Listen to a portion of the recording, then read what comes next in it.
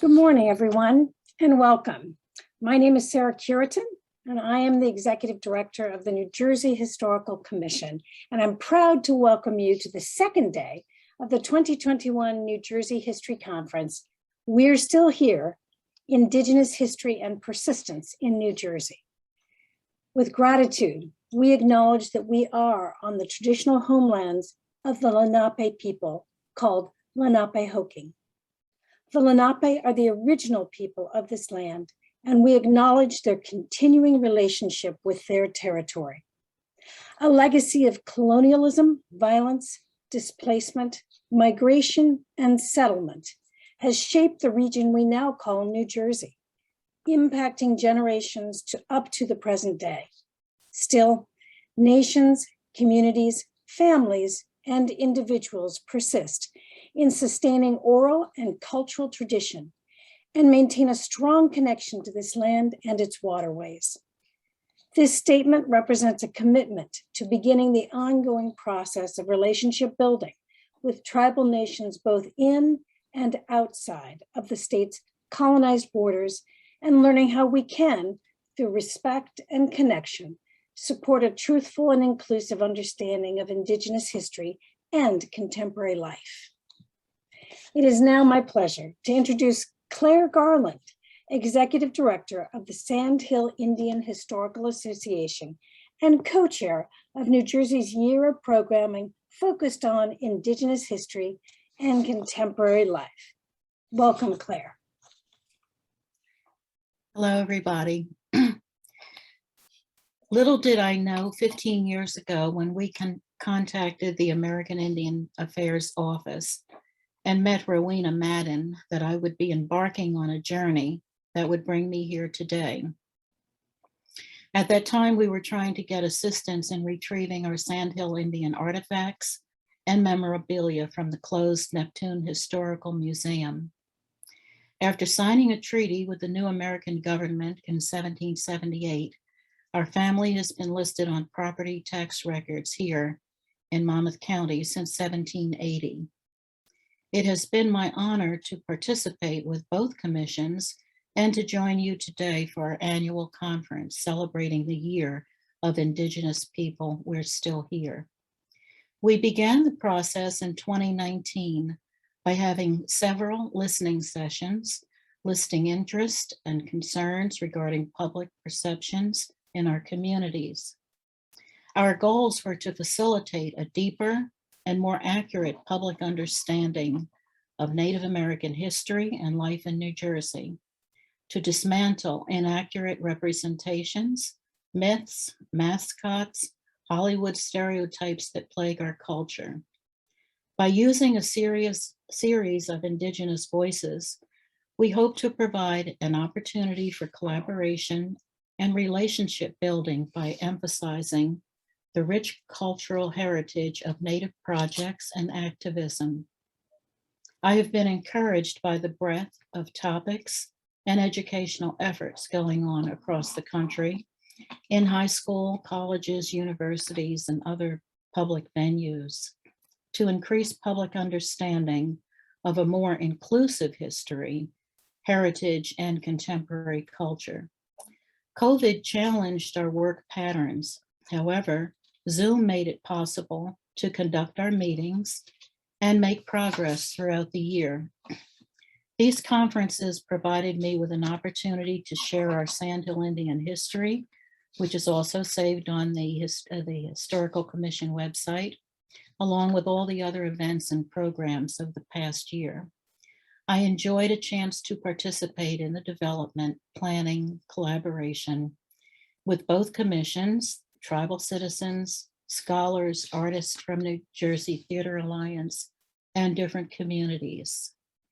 This conference has provided a chance to share research, update current projects, clarify perspectives, provide resources available for public schools and other venues. Many conference proposals, including the effects of laws and treaties, language revitalization, economics, trade, residential schools, slavery interactions, civil rights, the American Indian movement, foodways and food sovereignty, oral history projects, museum exhibitions, publishing, Latinx relationships, land sovereignty, repatriation, decolonization, archaeology, rediscoveries of old maps, resource interpretive specialist, the negative symbolism and meanings of Indian heads, tomahawk chops, and other demoralizing logos and images of American culture. Our panelists have assisted us in rethinking Indigenous history, learning truths you weren't taught in school, creating awareness and empathy, sharing culture and history of our Lenape past and present, understanding the erasure of Indigenous presence by settler colonization through the stories they told.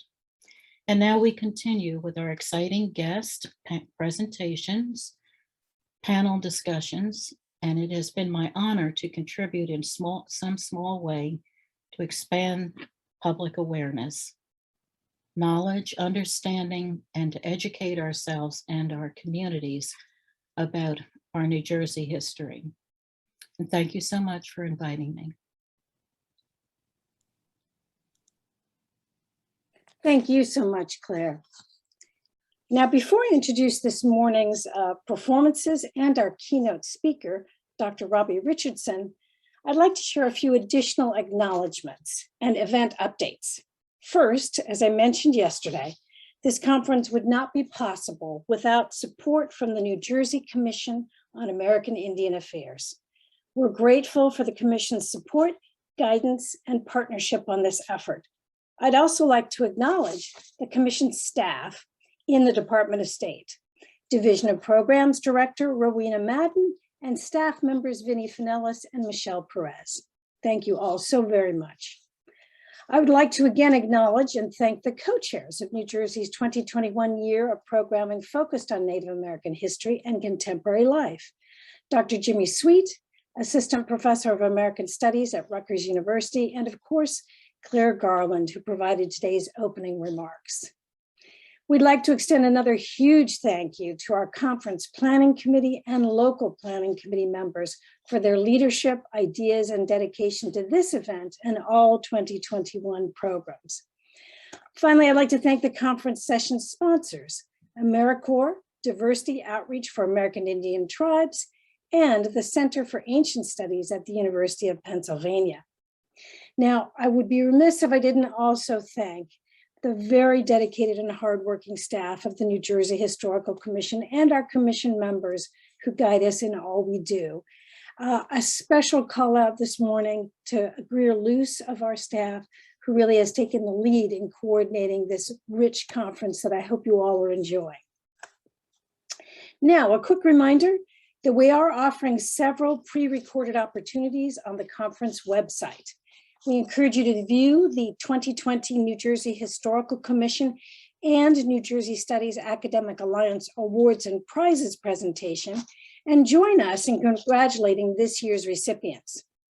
Also available on the website is the 2021 New Jersey History Conference virtual posters and project session. So please be sure to take a look at both of those. Now, I'm delighted to share information about today's performances from the Redhawk Native American Arts Council. Our first artist is Chenae Bullock, an enrolled Shinnecock Indian Nation tribal member and descendant of the Montauk tribe in Long Island, New York. She is also African American. Chenae is an entrepreneur, pioneer, Indigenous perspective historian, and cultural practitioner. Following her ancestors' footsteps as whalers and business leaders, the foundation of her work has been based on the resurgence of the traditional canoe culture of the Northeast coastal Algonquin communities. She's organized historically sacred paddles in the ancient waterways of the Northeastern seaboard. Some of her most recent work has led her to assess for signs of submerged cultural history for the Atlantic Shore's Cultural Core Analysis. She successfully served as a tribal alternate on behalf of the Shinnecock Nation for the Mid-Atlantic Committee on the Ocean, which facilitates coordination and collaboration among governmental entities and stakeholders to enhance the vitality of our region's ocean ecosystem.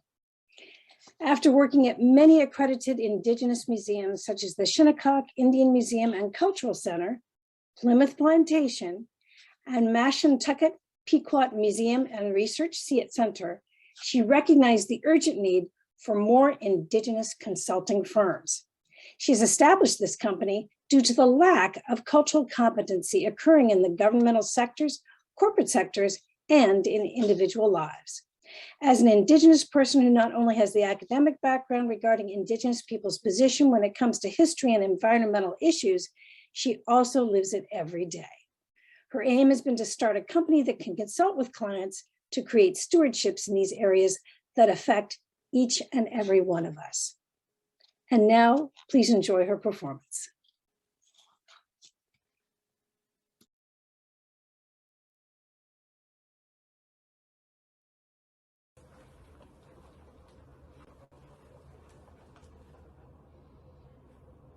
Akwe, Wenekisuk, hello and good day. Natasuisa Kampanai Mashuna Tui Uskwa. My given name is Eileen Canoe. I am Butterfly Woman, and I come from the original people who greeted the settlers when they first came to the shores of New York. I am Shinnecock, which is our territory is located all the way in Southampton, Long Island.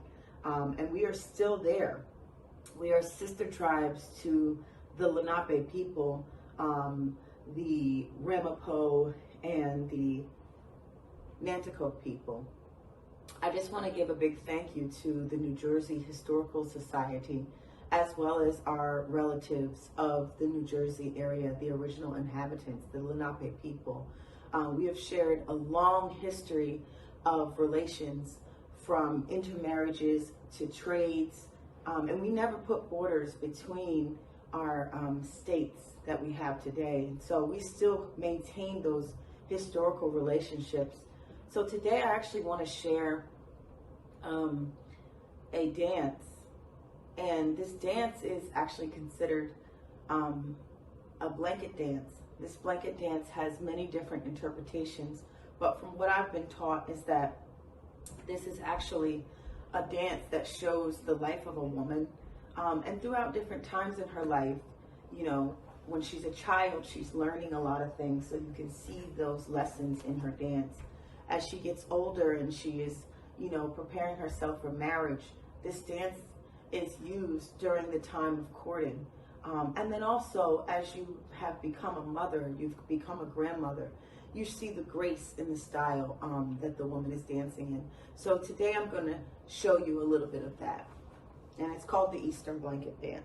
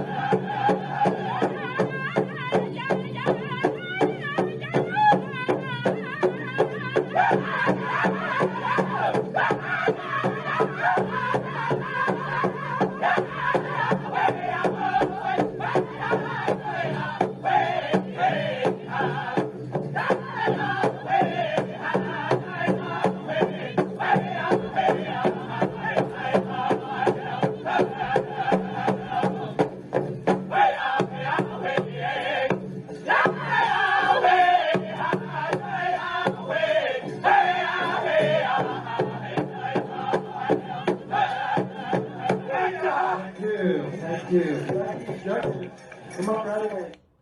Yes, so that dance, it's very important to our people. It's a style that you really don't see outside of the Northeast region. You're beginning to see it a little further south, and I felt that it was appropriate to have Stony Creek singers sing that song as I danced.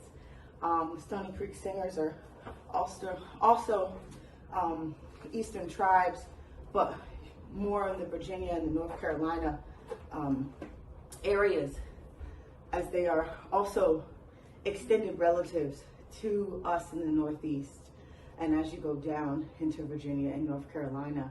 So there's an interrelation that we have, and like I said, we never put borders in between our communities.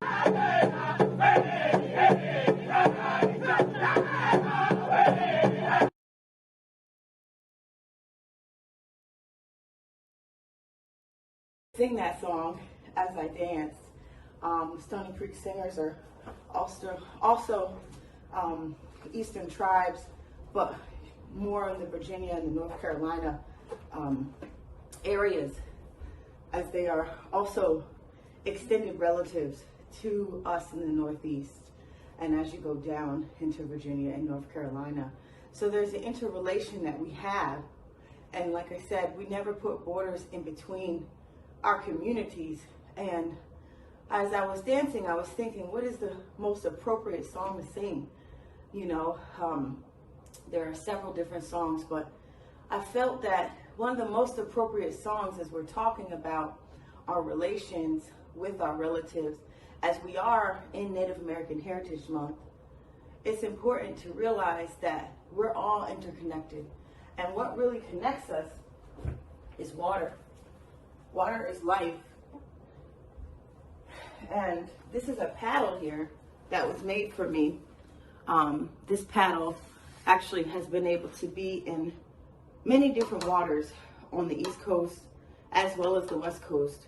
And this paddle is specifically made for me when I do sacred paddles for our people. So I felt that an appropriate song, as we're talking about the Lenape, and we're talking about the tribes in Long Island and in New York, and even further south, and even further north of us in New England. And as we're living in a time where we talk about when the ships came and colonization began, we are often leaving out water. And water is what connects all of us. Water is what brought the settlers here. But water is also what sustains our life. So I have a song that I composed, and it's called I Paddle to Heal. The song in our language translates to I paddle to heal. So I'm going to sing it. It's a call and repeat, but it seems appropriate to sing as I was doing that dance and thinking about this. So I have my paddle because, you know, when you are in the canoe, you do use the paddle as you sing. Hane chimosh, hane chimosh, chimosh ne iski iyo, chimosh ne iski iyo, hane hu, hane hu. Chimosh ne iski iyo, chimosh ne iski iyo, hane hu, hane hu. Chimosh ne iski iyo, chimosh ne iski iyo, hane hu, hane hu. That's the song. So once again, I want to thank you all. I want to thank the New Jersey Historical Society. I want to thank our sister tribes and our relatives, the Ramapo and the Nanacoke and the Sandhill and all of the Lenape communities. I think it's also important to note that we're not only thanking our ancestors, but we're thanking the current people that are still here in our lands and that are still doing all they can to maintain the stewardship of the land and the water, but also to continue the legacy of our people on the East Coast. So, Tabutne, thank you.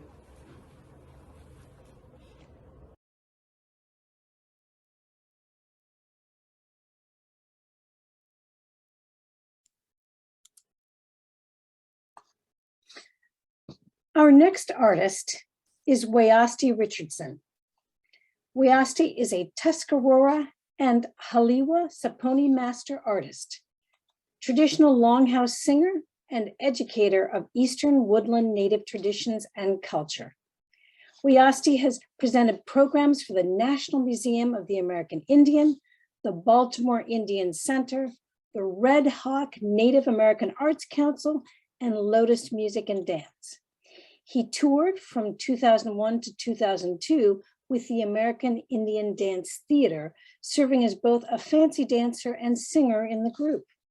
Wayahsti has presented hundreds of educational programs around the world and has toured with his father, renowned Native American flutist Arnold Richardson. And now please enjoy his performance.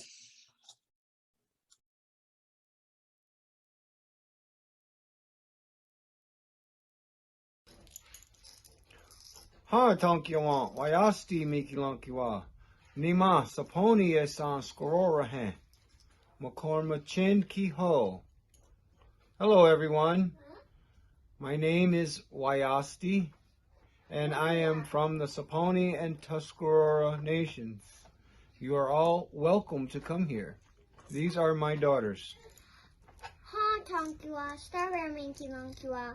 Ha tonkiwa, toppy minky lonkiwa. Breezy minkiwa, breezy minkiwa. Breezy mikilonkiwa.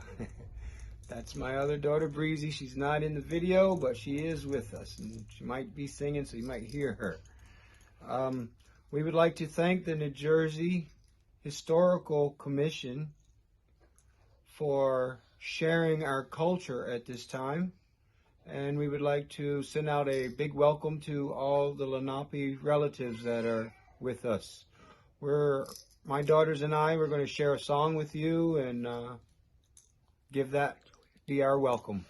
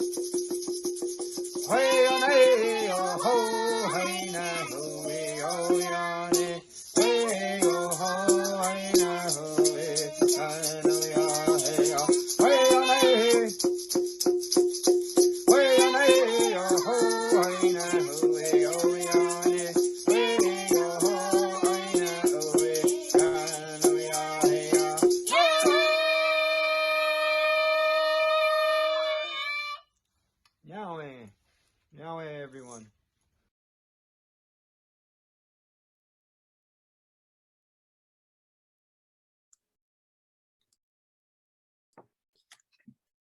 We're honored to share these performances with you today and encourage you to learn more about the artists and programs of the Redhawk Native American Arts Council.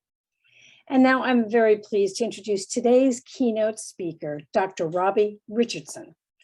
Robbie Richardson is an assistant professor of English at Princeton University, where he studies and teaches 18th century British and transatlantic literature and culture, Indigenous studies, art and material culture, the history of museums and collecting, and the literature of empire. He received his PhD in English and Cultural Studies from McMaster University, followed by an SSHRC postdoctoral fellowship through the Institute for Comparative Studies in Literature, Art, and Culture at Carleton University. He spent 7 years based in London, teaching at the University of Kent in Canterbury and Paris, which informs his interdisciplinary research looking at the interactions between Indigenous and European cultures. He is a member of Pabonneau First Nation, a Mi'kmaq community in New Brunswick, Canada. Richardson's book, The Savage and Modern Self, North American Indians in 18th Century British Literature and Culture, examines the representations of North American Indians in novels, poetry, captivity narratives, plays, and material culture from 18th century Britain. His next book project looks at the history of Indigenous objects from the Americas and the South Pacific in Europe up to 1800, and the ways that these materials and the epistemologies they represent informed primarily British understandings of their own past and present. He has current and forthcoming publications on British depictions of wampum and the origin of writing, on the tomahawk and scalping knife trade, and on 18th century antiquarian collections of Indigenous objects. Welcome, Dr. Richardson.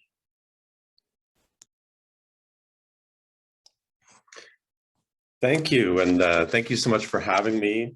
Thanks to everyone from the New Jersey Historical Commission for inviting me, all the speakers, it's been wonderful so far, the performers, and to everyone attending. Thank you also to Phil Deloria for speaking yesterday. I'm very humbled to sort of share the stage, as it were, with somebody who has been so influential.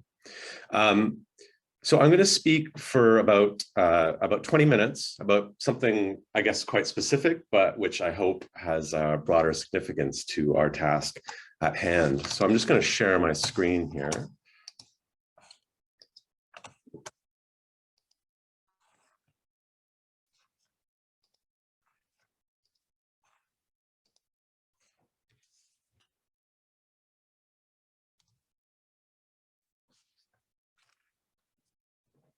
Busul, Willie Exit Book, Dalawisi Robbie Richardson, Dalayawe Winbegajawik.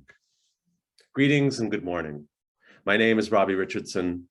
My family is from Pabonneau First Nation in New Brunswick, Canada, where I'm a member. And I just said that in the Mi'kmaq language. I'm not a fluent speaker of the language, unfortunately, but today there are roughly 7,000 people that still speak it. It's part of the large Eastern Algonquian language group, and so is related to the Lenape languages of these lands, Munsee and Unami, as well as other Indigenous languages in this region, such as Abenaki, Shinnecock, Narragansett, and Mohegan Pequot.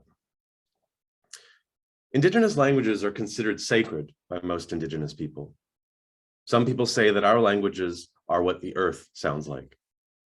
Their grammars and vocabularies evoke relationships and connectivity, not individualism and dominance. Today, we know that where there is greater linguistic diversity, there's greater biodiversity. Places like the Amazon rainforest or Papua New Guinea, both filled with more languages and varieties of life than anywhere else on Earth at present, are testament to this. Prior to European colonization in North America alone, excluding Central and South America, there were over 50 language families and over 300 distinct, mutually unintelligible languages, some as different from each other as English and Mandarin. Europe, by contrast, only has 3 language families. So what happened to all those Indigenous languages, and how can we recover their teaching in this era of climate emergency? I want to speak a bit today about how one Indigenous culture, my own, the Mi'kmaq, survived on the Eastern Seaboard, and to give a bit of a cultural history that hopefully applies to the broader conference theme of presence. I should say too, as sort of forewarning, that I grew up in Canada, which has some similarities to America in its relationship to Indigenous people, but also some pretty significant differences. Indigenous people in Canada have also been erased from the national history in similar ways, but the conditions that affect us receive much more attention in the national press these days, for better and for worse. And I grew up in a city, Winnipeg, with a very large and visible population of Indigenous people. I'm very new to these lands, as I only arrived in late August from the UK, where I've been living for the last decade. So I'm still learning about the enduring Indigenous presence in New Jersey and America more broadly. And I'm so grateful to have learned so much already at this conference and from my Lenape relatives. The term settler colonialism has come up a few times in our gathering. And I think it can be useful to understand the specific logic that Indigenous people face. Part of the goal of this logic was the elimination of Indigenous languages so that Native North American people could be separated from our lands and either integrated into the dominant colonial culture or eliminated altogether. This was the goal of the Indian boarding schools in America and the residential schools in Canada, to kill the Indian in the child, as one administrator notoriously and quite famously put it. My relatives were sent to these schools, and it fractured our family. This is a famous poem by a Mi'kmaq poet named Rita Joe about her experience at residential school. I lost my talk, the talk you took away when I was a little girl at Shubenacadie School. You snatched it away. I speak like you, I think like you, I create like you, the scrambled ballad about my world. Two ways I talk, both ways I say your way is more powerful. So gently I offer my hand and ask, let me find my talk so I can teach you about me. And these pictures are from Shubenacadie School, where my uncle went in Nova Scotia. In the 1890s, a Canadian Commissioner of Indian Affairs wrote, "The work of subdividing reserves has begun in earnest. The policy of destroying the tribal or communist system is assailed in every possible way, and every effort has been made to implant a spirit of individual responsibility instead." As various thinkers have noted, including Lenape scholar Joanne Barker and Lakota historian Nick Estes, Indigenous people were in many ways the original Red Scare of the continent. It's important to add that while colonization may have happened at a particular historical time, North American society is still structured under the logic of settler colonialism. As the late Australian scholar Patrick Wolfe wrote, invasion is a structure, not an event. Indigenous people today, according to this theory, still live under the structure of invasion, with little control over the lands and waters which we had stewardship over for thousands of years. Today, we still have to face and resist extractive industries that take our land and pollute our waters, while our cultures and identities are taken away from the living present and relegated to the distant past. That is why survivance is perhaps the most important and often repeated concept for Indigenous people in the face of colonization and in the face of the enduring structure of settler colonialism. This concept, which has come up a few times here at our gathering as well, was first coined by Anishinaabe writer Gerald Visner, and is frequently taken up in interpreting Indigenous cultural expression. In his well-known formulation, Visner writes, "Native survivance is an active sense of presence over absence, deracination and oblivion. Survivance is the continuance of stories, not a mere reaction, however pertinent. Survivance stories are renunciations of dominance, detractions, obtrusions, the unbearable sentiments of tragedy, and the legacy of victimry." We might understand it as evoking survival, resistance, resurgence, and growth all at once. This is the spirit and the concept that informs my talk today. There's tragedy in the past, for sure, but Indigenous people are not the tragic subjects of history. As Ho-Chunk scholar Amy Lonetree suggests, our survival is one of the greatest untold stories, and the specifics of this difficult and shameful history need to be told. Today, as most of you will know, many of us, including myself at the moment, are in the ancestral homelands of the Lenni Lenape, called by them Lenapehoking.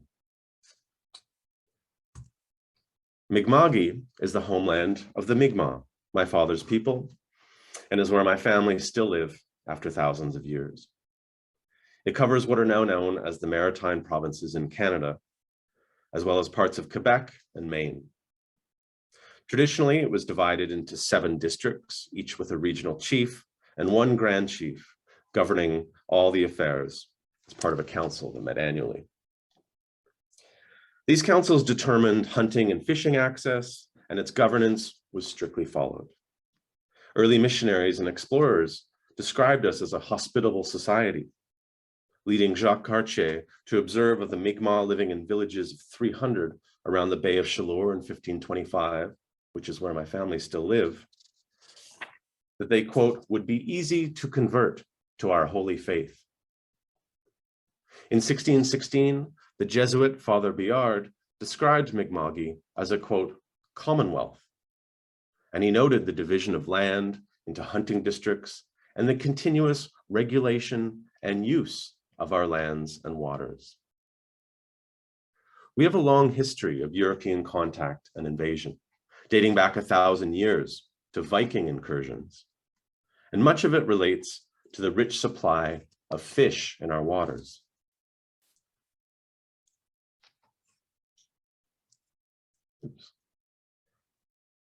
This is still a source of conflict between Mi'kmaq people, settler fishers, and the Canadian government, which erupted into violence against Mi'kmaq fishers last year.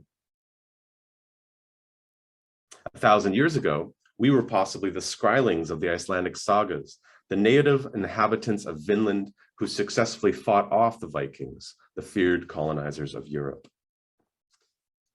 And it should be said that not all contact with Europeans was violent. The traditional hats of Mi'kmaq women are said to be derived from those of medieval Basque women, since we traded with Basque fishermen starting in the Middle Ages. The French first called us the Suriquois, the saltwater people. We were seafaring. The British called us the Tarantines, after the name given to us by the Massachusetts tribe. Later, they called us Micmacs. Mi'kmaq is now the preferred pronunciation. It comes from our word, Nigama, meaning my relatives or kin friends. It was a word of greeting that became associated with us in the 17th century, which I think also says a lot about the society that we had. But we called ourselves Onu, meaning the people. In a Portuguese map from 1554, the northern coast of Mi'kmaq is described as, quote, the place of many people. And numerous indigenous place names appear on this map in our language. This is one of the earliest European maps to contain an indigenous language and indigenous place names in that language. This was, in other words, an inhabited and a loved landscape. The prevalent notion of Indians as nomadic, which Europeans embraced starting in the 18th century, fails to understand our deep connection to our homelands, all indigenous people. We were not nomadic, but we migrated throughout our territory, following patterns of animal movement and plant growth over the seasons. In the mid-17th century, the Jesuit missionary, Christian Leclerc, translated the words of a Mi'kmaq leader to some French colonists who were encouraging the Indians to adapt to European-style settlement. The Mi'kmaq man, however, declared, quote, we can always say, more truly than thou, that we are at home everywhere, because we set up our wigwams with ease wheresoever we go and without asking permission of anybody. I beg thee now to believe that as miserable as we seem to you, we consider ourselves nevertheless much happier than thou in this, that we are very content with what we have. And believe also once for all, I pray, that thou deceiveth thyself greatly, if thou thinkest to persuade us that your country is better than ours. For if France, as thou sayest, is a little terrestrial paradise, art thou sensible to leave it? Learn now, my brother, once for all, because I must open to thee my heart. There is no Indian who does not consider himself infinitely more happy and more powerful than the French. Our concept of Wayahsti means we arose from here, or we sprouted from here. As Trudy Sable and Mi'kmaq elder Bernie Francis note, Wayahsti expresses the Mi'kmaq understanding of the origins of its people as rooted in the landscape of Eastern North America. The Mi'kmaq sprouted or emerged from this landscape and nowhere else. Their cultural memory resides here.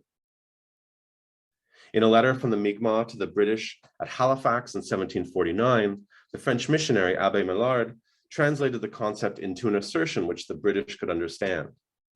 It is God who has given me this land to be my homeland forever. Mohawk scholar Scott Manning Stevens notes that in his language, there's no word for wilderness, since there's no place that's not suitable for people. And the Mi'kmaq wigwam, or wigwam, similarly meant that home was everywhere on the land. As the Mi'kmaq man translated by Leclerc insisted to French colonizers in the 17th century, we are at home everywhere. Like many, if not most, indigenous languages of the Americas, the Mi'kmaq language is verb-based, not noun-based. It is process and action-oriented. As Chickasaw Cherokee scholar Sakas Youngblood Henderson writes, indigenous people view reality as eternal, but in a continuous state of transformation. It is consistent with the scientific view that all matter can be seen as energy, shaping itself into particular patterns. The Mi'kmaq language affirms this view of the universe, building verb phrases with hundreds of prefixes and suffixes to choose from, to express the panorama. The use of verbs rather than nouny subjects and objects is important. It means that there are very few fixed and rigid objects in the Mi'kmaq world or landscape. What they consider instead is great flux, eternal transformation, and interconnected space. Verbs are complicated because they show relationships to other elements around them. Mi'kmaq educator Marie Batiste notes, the structure of Algonquian languages are centered on the process of being. A cognitive recognition and acceptance of the interrelations of the shared space inform these languages. This creates a shared worldview, cognitive solidarity, and a tradition of responsible action. We might say that being indigenous, being Onu in my case, traditionally did not describe who we are as much as it described what we do. This process of being embedded in the language, of relationality and of action, carries forward into Mi'kmaq cosmology and cultural practice. There are not the three worlds of heaven, earth, and whatever worlds lie beneath as described in other faiths, but six: the world beneath the water, the world beneath the earth world, the world above the earth, the world above the sky, and the ghost world, or the land of souls. All beings have the capacity to travel and do between these worlds, though only boyans or shamans can navigate them. Every living thing possesses a soul. Even many non-living things, rocks and stones, have something called mindu. And the distinctions between humans and other beings are not as clear as in Christian tradition. This can be seen in Mi'kmaq myths in which the cultural hero Glooskap calls a whale grandfather, a bear grandmother, or other fables when a woman marries a loon, a person marries a beaver. We must avoid the trap of romanticizing indigenous culture. At the same time, it's impossible to escape the biocentric rather than anthropocentric worldview. When a moose was killed, for example, hunters made sure to prevent the dogs from eating the bones, and they were instead kept carefully and made into cultural objects or put into the water. The spirit of the animal could see how its body was treated, and if it was treated poorly, it would tell the living animals, who would then stop sacrificing themselves as food and fur. When trees were cut down, tobacco was offered. Jesuit priests in the 17th century witnessed some Mi'kmaq hunters blowing tobacco smoke into the mouth of a dead bear to share the spirit and energy. This ecology looks at relationships This ecology looks at relationships between beings as sacred and worthy of veneration.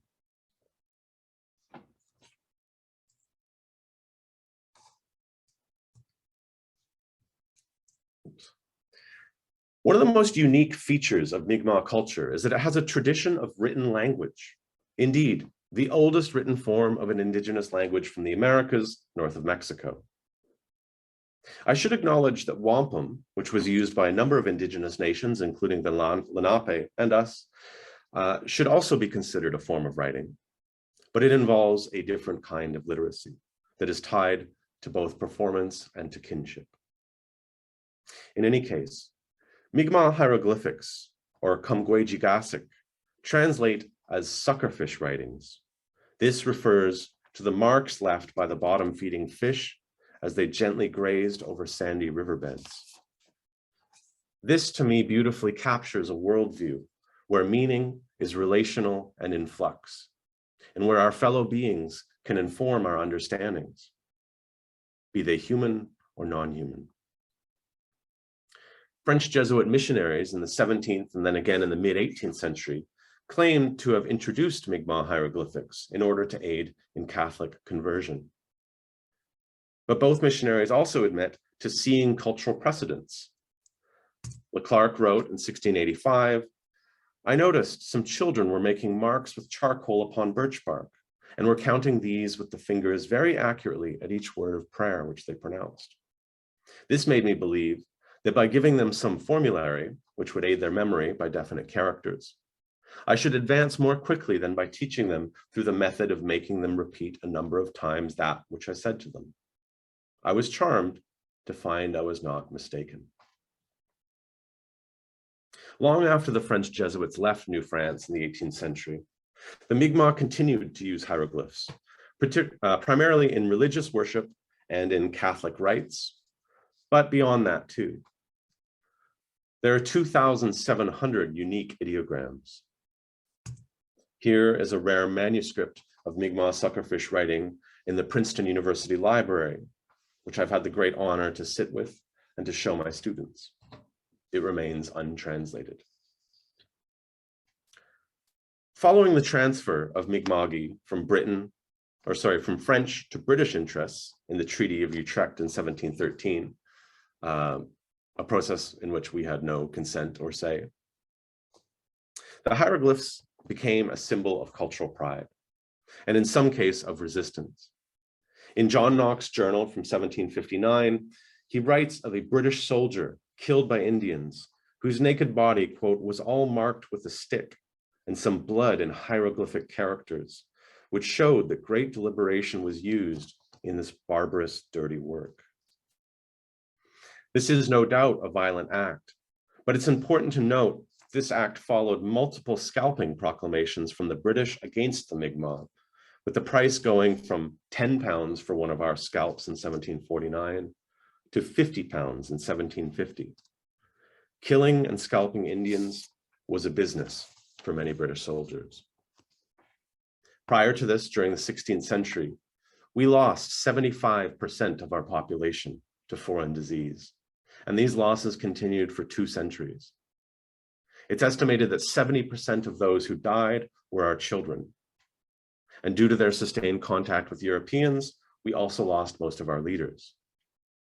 Well into the 19th century, the Mi'kmaq were described as disappearing. There were less than 2,000 of us in 1840. We can't know what was written on that dead soldier's body, which turned to text, but it was a bloody assertion of survival. Prior to European colonization, however, we marked the land with suckerfish writing and used it on birch bark for maps. There are still petroglyphs that appear around Mi'kma'ki. The Bedford petroglyphs near Halifax, Nova Scotia, contain this symbol of an 8-pointed star and is thought to have been cut with stone prior to European contact. The Mi'kmaq star has long been an important symbol, and Leclerc adapted it into standing for the sun in the hieroglyphic system. Yet a legend also tells us that this is a map, and the 8 crosses represent the 7 districts of Mi'kma'ki and the 1 grand chief. The star is the sun carved into the earth, but with the writing of the suckerfish, a reminder of the sacred ecology to live lightly on the land and to honor our relations. I began by invoking Gerald Visner's notion of survivance and thinking about native cultures. More recently, in a similar spirit, Mississauga Nishnawbeg writer Leanne Simpson has called for a radical resurgence of Indigenous people, in which we reclaim our traditions and our knowledge on our own terms. Mi'kmaq poet Michelle Syllaboy demonstrates both survivance and resurgence in her recent collection of poems. She writes that Mi'kmaq or Ulnuck consciousness is inscribed as cultural DNA in the Kumgwejikasik writing system of my elders. She uses the hieroglyphics to fashion new expression, while at the same time connecting with her ancestors. This, to me, perfectly captures the relationality embedded in the language and the living presence of the ancestors in all Indigenous people. We are always accountable to the past and to the future, not just the present. Our primary goal is to become good ancestors ourselves. In Mi'kmaq, there's no word for goodbye, only a word that means see you again, because we will always be in endless dialogue with one another, with the earth, and with all things. Walaliak, Nemotes, Msitnokama. Thank you.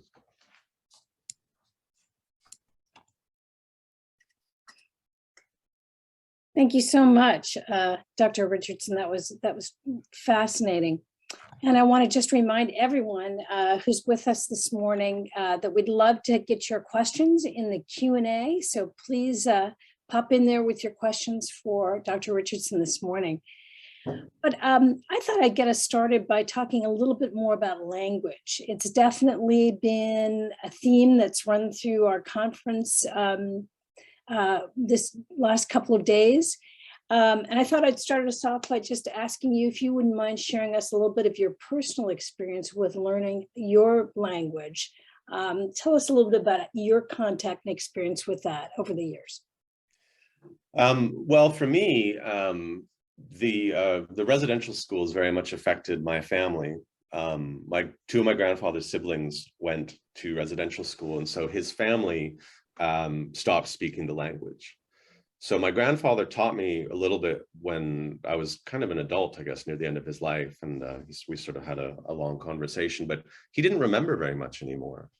And my father and my uncles all live on our community. And our community doesn't have a really high rate of the language. In fact, our elder passed away recently, who was a major kind of language keeper. So for me, a lot of it has actually been kind of self-taught. So I've had to, obviously I've learned things through my family and extended family, and my brother and sister both kind of work in the Indigenous world in Canada in politics and business. So they've sort of picked up kind of ceremonial things that you say and whatnot. But for actually really getting access to the kind of like the deeper concepts like Wayahsti, which is something that I only learned a couple of years ago. I've had to learn through reading books by Mi'kmaq people. So and of course living away from where my community is, it's even harder. So I'm hoping that I've had a visit planned for a very long time to my community. So I'm hoping that I can go in the next year and visit with some elders and kind of learn a little bit more of the context. We're lucky because when we look at the Lenape languages, which there's not as many speakers of. Like with Mi'kmaq, we're fortunate that there is a lot of language retention. I've been to some communities where you just I've heard it spoken in the gas station. It's incredible. Wow. Yeah. Like there's people that are very fluent.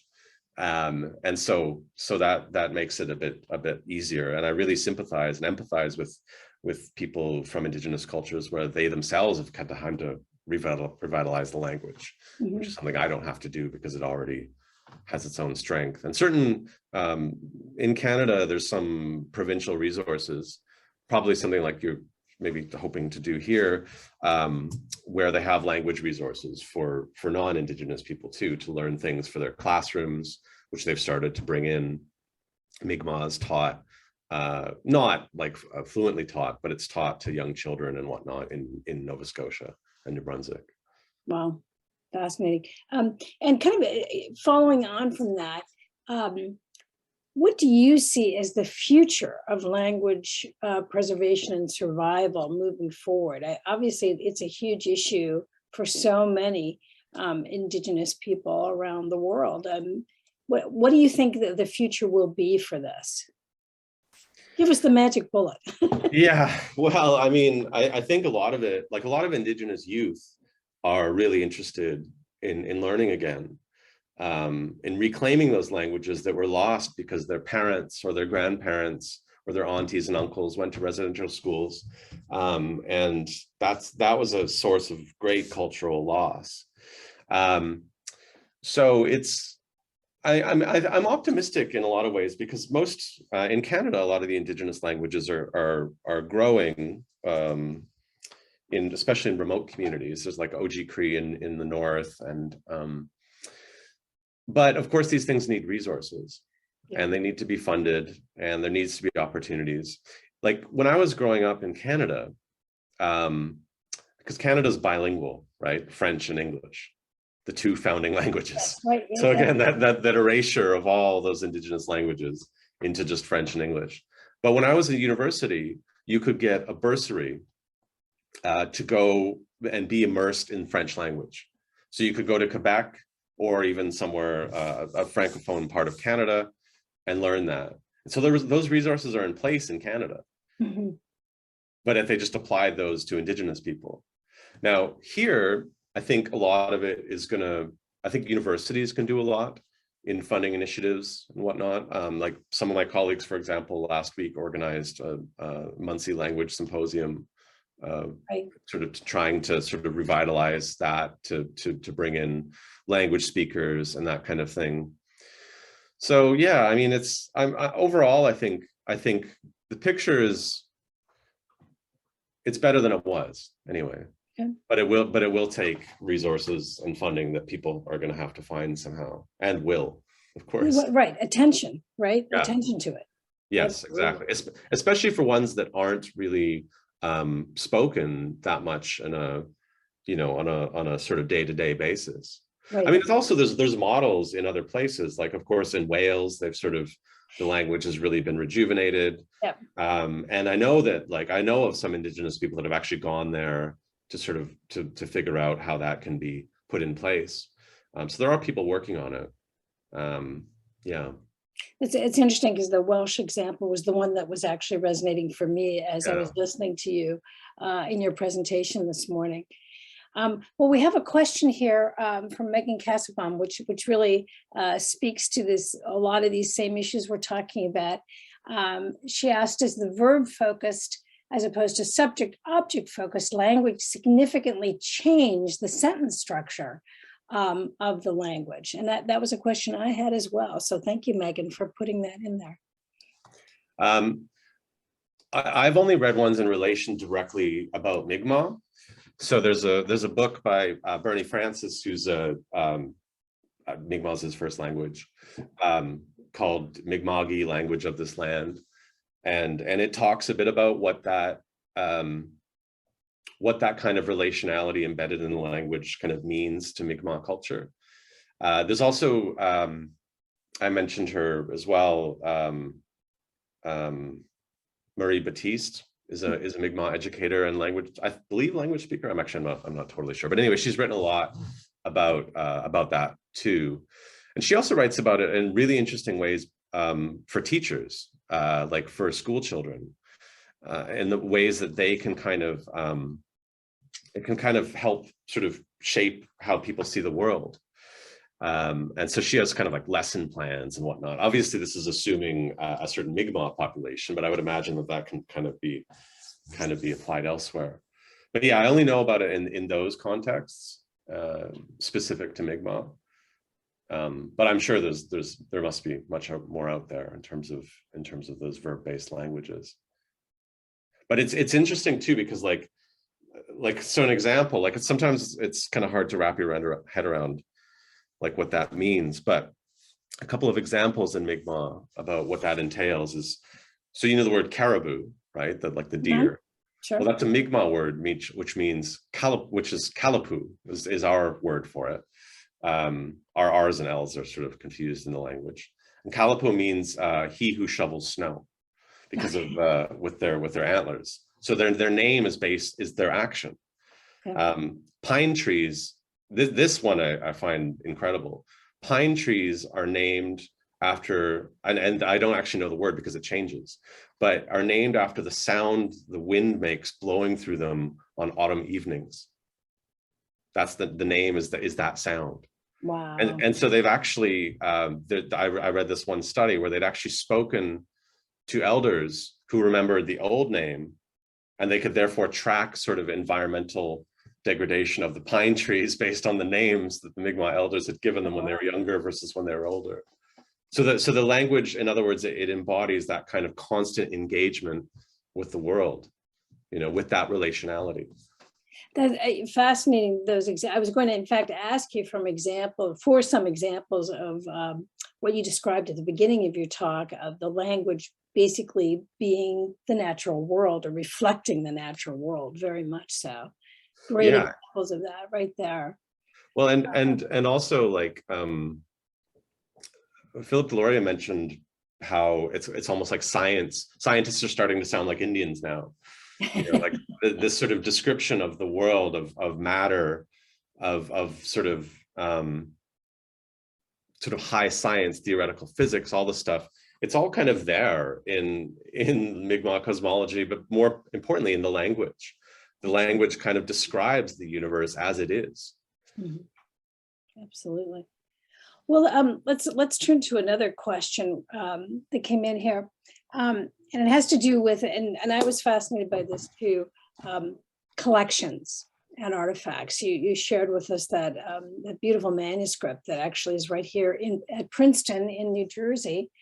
Could you talk a little bit about cultural institutions and how they can work towards repatriation in some cases and community collaboration in interpreting and sharing these objects?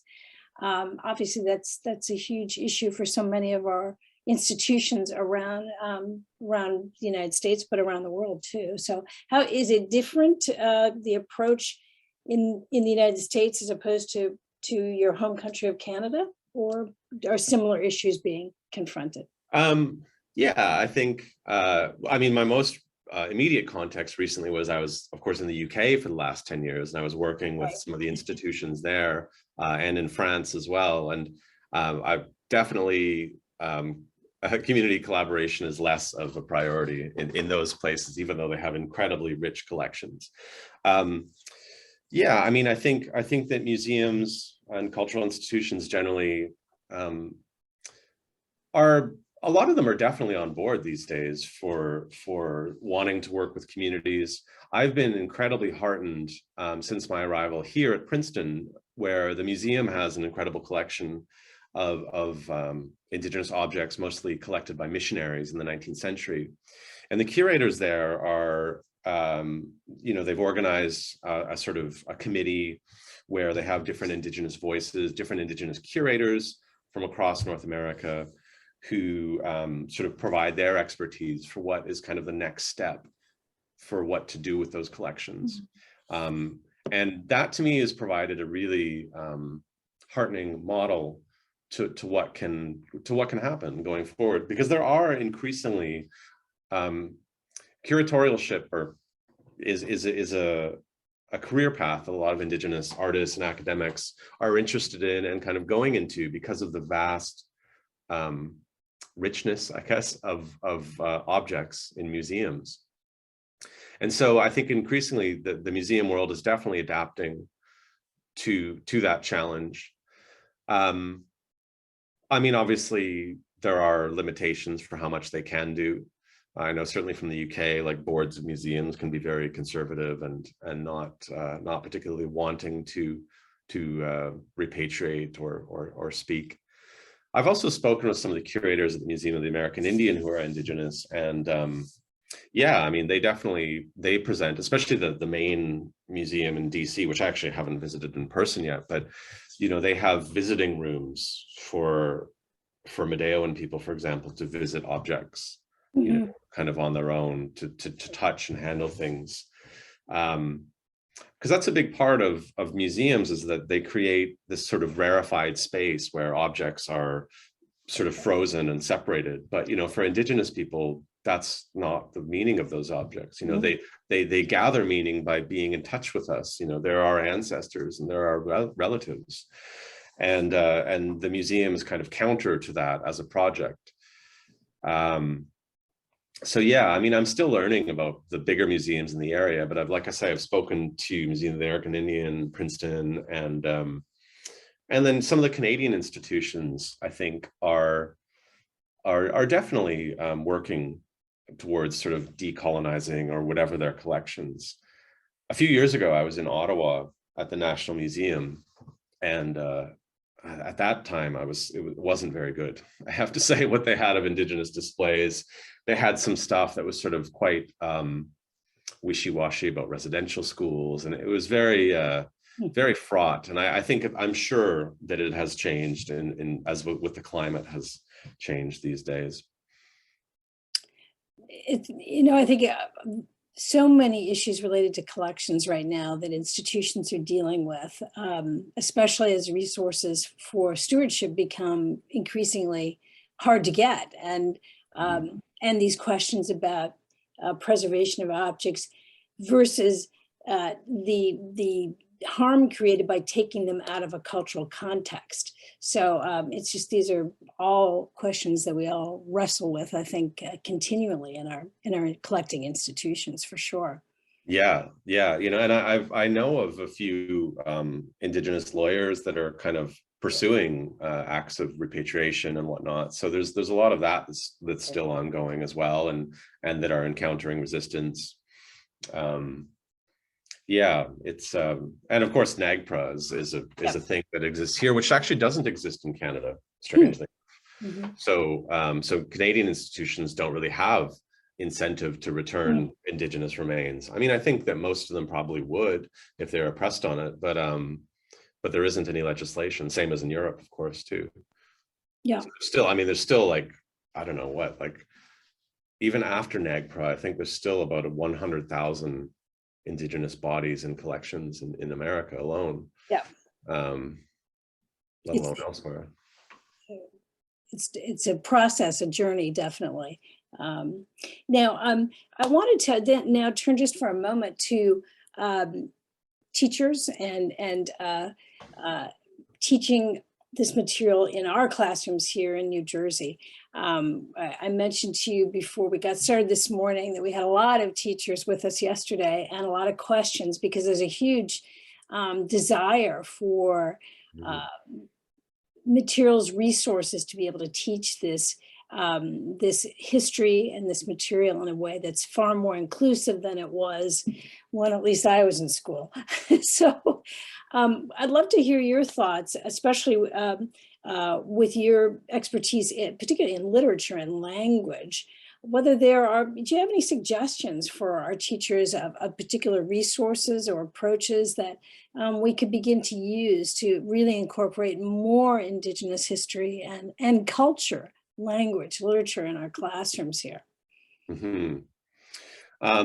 Well, I mean, there is certainly a vast array now of Native writers out there that are writing at all levels, children's books, young adult, and quite popularly as well.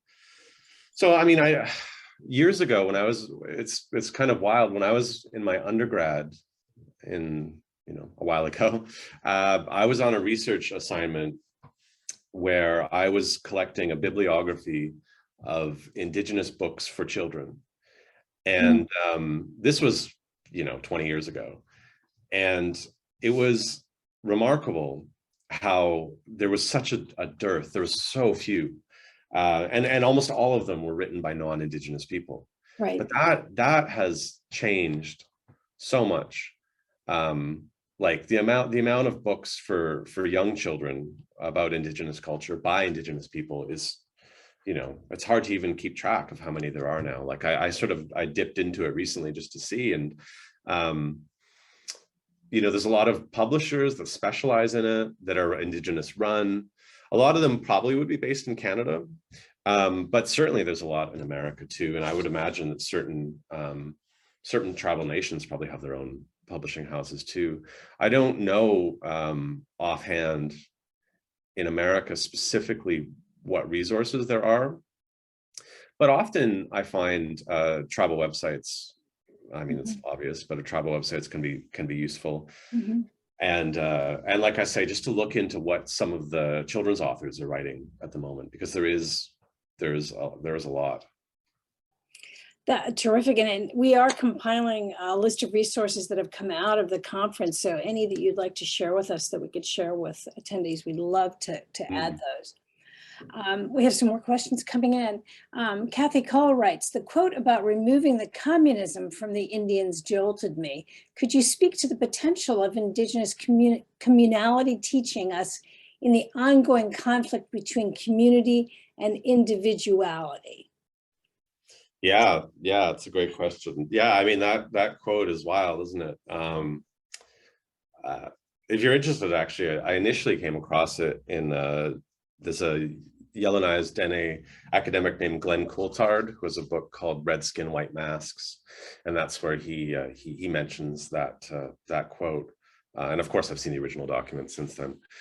Yeah, I mean, I think, like I said, within the language itself, individuality is people. It's not that people weren't individuals and didn't find enrichment and stuff in their own sort of ways, but one always thinks of oneself in relation to the other, and to the ancestors and to the future generations. Those things are all embedded in the sense of time that we have or had traditionally, at least.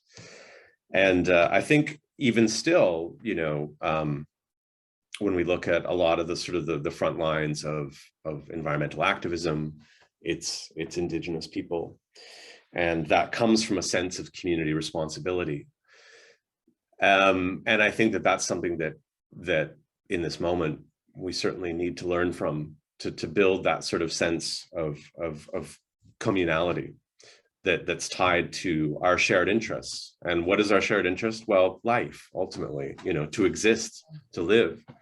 And that is something that I think most Indigenous vocabularies contain. I'm not saying that that prior to European contact that this place was like this sort of Eden or something like that. Like, obviously things happen. It's nothing was perfect. No society is perfect.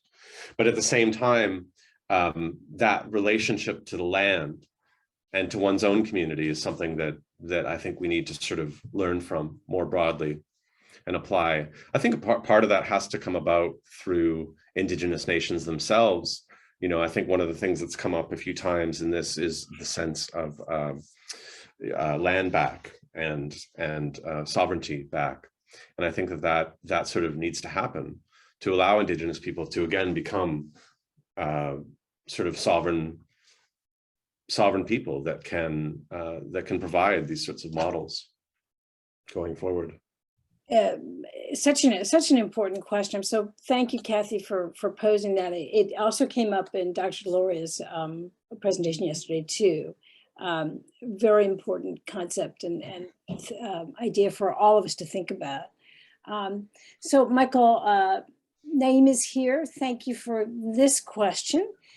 Thank you for your informative lecture and presentation. My question is rather general.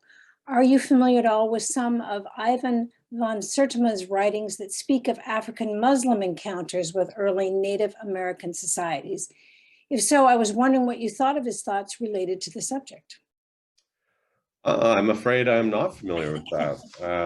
I would be very interested to know more, though. I'll have to jot that down. Okay, great.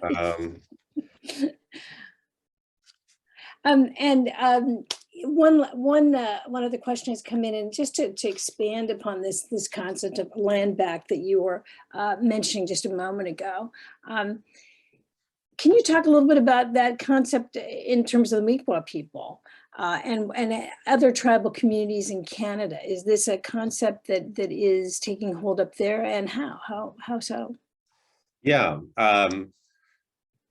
So what's happening with some, first of all, the whole system in Canada is very different. The reservations in Canada are administered by the state, right? So it's kind of a sort of a centralized bureau and then provincial, and they have no real sovereignty. I mean, they have elections, and I should say my uncle is actually chief of our community and my dad is a councillor, so they were elected, but in terms of the power is kind of limited and prescribed in some ways. But what's happening with some communities is cities are starting to open up these kind of urban reserves where that sort of land is owned or controlled by the First Nation. And yeah, I mean, I think it is something that I've been thinking about, because specifically with the Mi'kmaq, like, last year I mentioned it in my talk, there was this mass conflict between Indigenous fishers and settler fishers, you say, right? Where they actually burnt down one of our compounds. They were intimidating and sort of violently attacking Indigenous people because they felt that, well, their fishing rights are unfair because they're different than ours. But of course, our fishing rights are enshrined in treaties from the 18th century. So, sorry. But what happened actually at the end of all of that was a big tribal council ended up actually buying the very large private fishery, thus effectively kind of winning. But unfortunately, it's not really a way of winning that I think is necessarily what we need. It is one way of seeing it, for sure, that Indigenous people can kind of take over more things and then run it and all that stuff. But I think land back more generally means giving us an opportunity to sort of act again as stewards. So in Canada, all public land is called Crown land, right? Still, because of the British Crown, but it is owned by the state. Well, why do they have it? Why can't we be the stewards over it? And I think that those kinds of things would give a real sense of sovereignty for Indigenous people. A lot of in Canada, and this actually is the case in America as well, there are a lot of social problems on reserves. There are a lot of issues. My own community, issues of addiction, poverty, incarceration is a huge issue. So I think that giving people back a sense of kind of collective sovereignty and cultural strength is something that would work.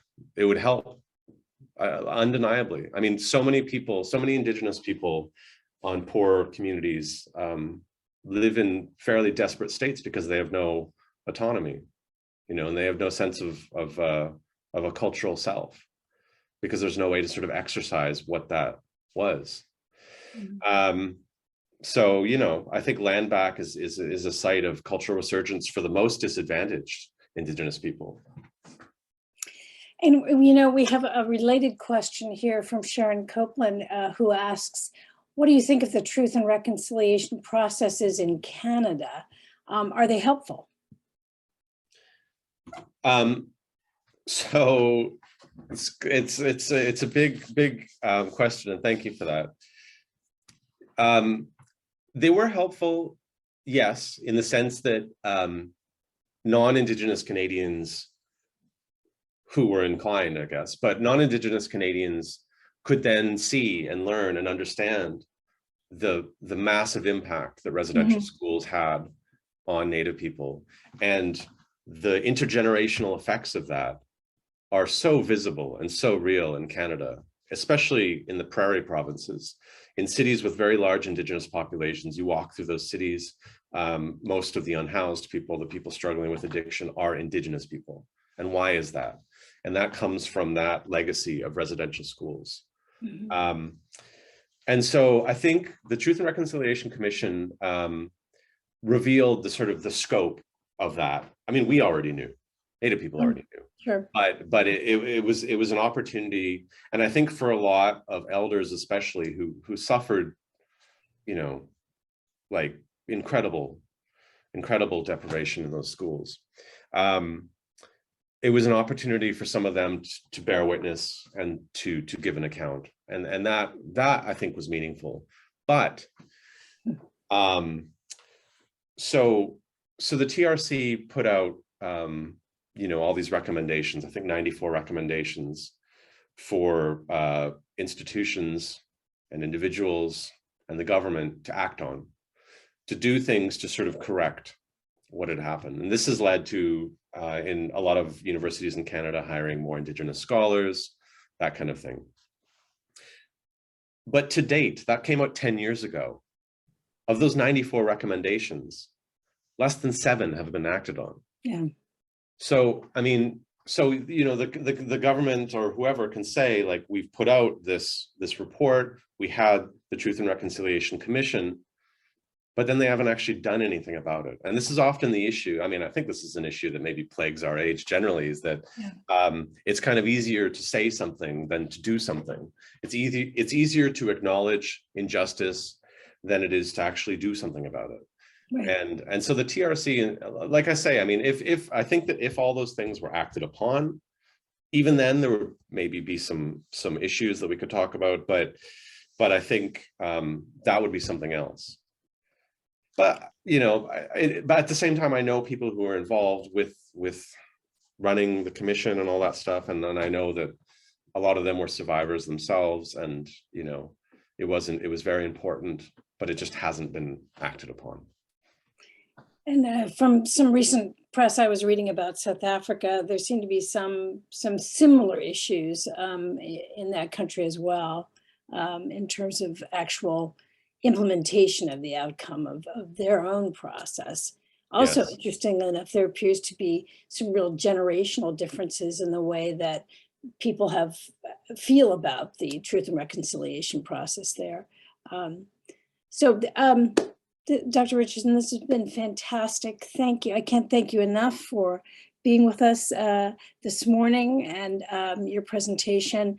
We hope to continue this conversation moving forward. The Historical Commission, as many of our attendees know today, we're getting ready for a very big anniversary, the 250th anniversary of the United States in a few years. And one of our well, I would say our overriding most important priority is to make sure that all we do in preparation for that and beyond is inclusive, and certainly Indigenous history is just one of the key elements that we want to lift up and highlight. So thank you for helping us in that quest this morning. And to everyone else who's tuning in this morning, please enjoy the rest of the day. And we've talked a lot about residential schools actually this morning, and we've got a great session coming up on that topic and just a little bit later this morning. So I look forward to seeing all of you there. And again, thank you, Dr. Richardson, so much. Right, thank you for having me.